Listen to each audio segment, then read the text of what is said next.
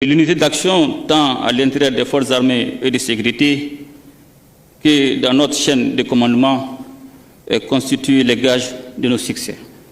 Le maintien et la consolidation de la fraternité d'armes entre les différentes composantes de notre outil de défense, ainsi que la solidarité et l'unité de la chaîne de commandement servent de point d'appui pour la réalisation des objectifs politiques. À travers votre rôle d'interface, vous avez su, avec détermination et conformément aux orientations politiques, contribuer à la cohérence du processus décisionnel dont l'importance demeure capitale dans la planification et l'agencement des opérations. J'ai une pensée pour toutes les victimes du terrorisme ainsi que les soldats tombés au champ d'honneur. Leurs sacrifices et leur engagement resteront à jamais une source d'inspiration pour les générations futures. À ceux qui sont des blessés, aux otages, aux familles endeuillées, notre solidarité agissante et notre soutien indéfectible se poursuivent à leurs égards. Le président Goïta de poursuivre sur la nécessité pour les États du Sahel de renforcer la coopération sécuritaire pour venir à bout du terrorisme. Géopolitique obligeant, les pays du Sahel coopèrent pour faire face aux ingérences extérieures. Les 3 pays disposent d'une force conjointe de sécurité. Dans un contexte géopolitique en constante évolution, il est impératif d'adapter nos stratégies et de renforcer notre posture pour faire face aux menaces, tant internes qu'externes. C'est dans cet esprit que nous avons œuvré avec nos frères d'armes du Burkina Faso et du Niger à la mise en place d'une force unifiée au sein de la Confédération des États du Sahel, AES.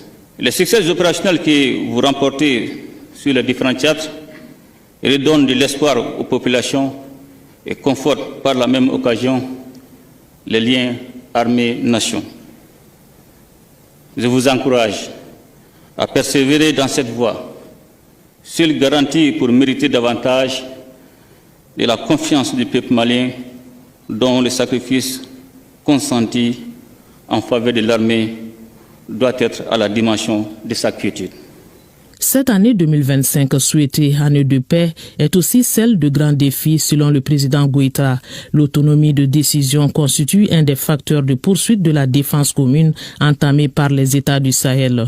Cette année 2025, et que nous souhaitons être une année de paix et de prospérité pour le Mali et les autres membres de l'AES, se présente comme une année de grands défis. Dans ce processus de mutualisation des énergies et des moyens, je vous engage, aux côtés de vos frères d'armes du Burkina Faso et du Niger, à accélérer les procédures de planification opérationnelle tout en privilégiant une approche globale de résolution de la crise à laquelle nos États sont confrontés. En retenant comme stratégie de planification basée sur les 3 principes constitutionnels qui guident l'action publique au Mali, les forces armées maliennes jouent pleinement leur rôle dans la refondation de l'État, de l'unité nationale et de la cohésion sociale. Soyez rassurés, avec l'appui constant du peuple malien, que l'année 2025 sera celle de la continuité dans le renforcement des capacités opérationnelles des forces armées et de sécurité. Présage donc de succès opérationnel pour l'armée malienne, plus d'actions sécuritaires communes pour l'AES, la logique, toute attaque contre la souveraineté et l'intégrité territoriale d'une ou de plusieurs parties est considérée comme une agression contre les autres parties.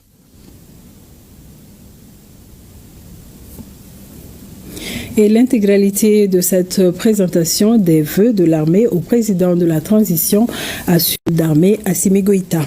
Une occasion de dresser le bilan des actions menées en 2024 en matière de défense et de sécurisation du territoire. 2024 a vu la sécurisation progressive du territoire avec la présence de l'armée dans certaines zones comme Tinzaouaten, Abel-Bara et la neutralisation de plusieurs chefs terroristes et la destruction de leur sanctuaire. Une dynamique qui se poursuivra cette année 2025. La L'accent sera mis sur le renforcement de la coopération sécuritaire au sein de l'AES pour venir à bout du terrorisme.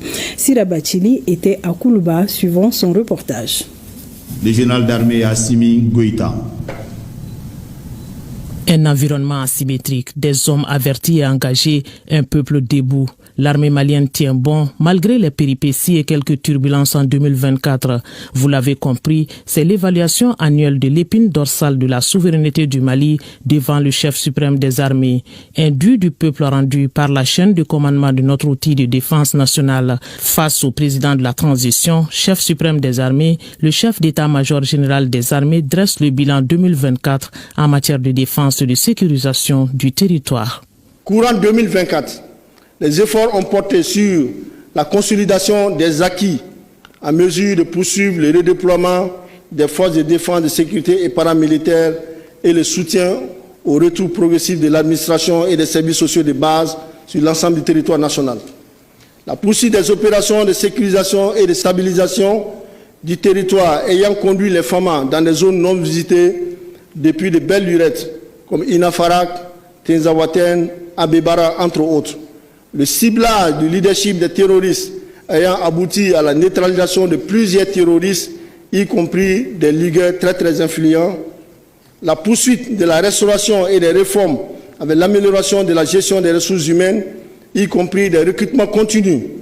Les formations classiques annuelles assurées, l'instruction et le renforcement des capacités dans les unités renforcées, la préparation opérationnelle adaptée au cycle opérationnel. À cette liste s'ajoute l'école de guerre qui est à sa 4e promotion, baptisée promotion AES. C'est donc un Mali maître de son destin dans un contexte de sécurité complexe qui a diversifié sa coopération militaire avec des partenariats jugés gagnant-gagnant. Une armée, c'est aussi des équipements. À ce niveau, le chef d'état-major général des armées, Oumar Diarra, a fait cas des dernières acquisitions, à savoir les drones Akenzi et d'importants moyens terrestres déjà livrés et d'autres en cours. Pour contrer les menaces, l'armée s'impose donc avec une anticipation stratégique et un effort constant pour préserver l'intégrité du territoire. Pas question de fléchir, la dynamique se poursuivra cette année 2025. L'année 2025 s'annonce avec de belles perspectives de consolidation renforcée des acquis et des succès couplés à des ambitions de poursuite du redéploiement des forces et du maillage territorial national.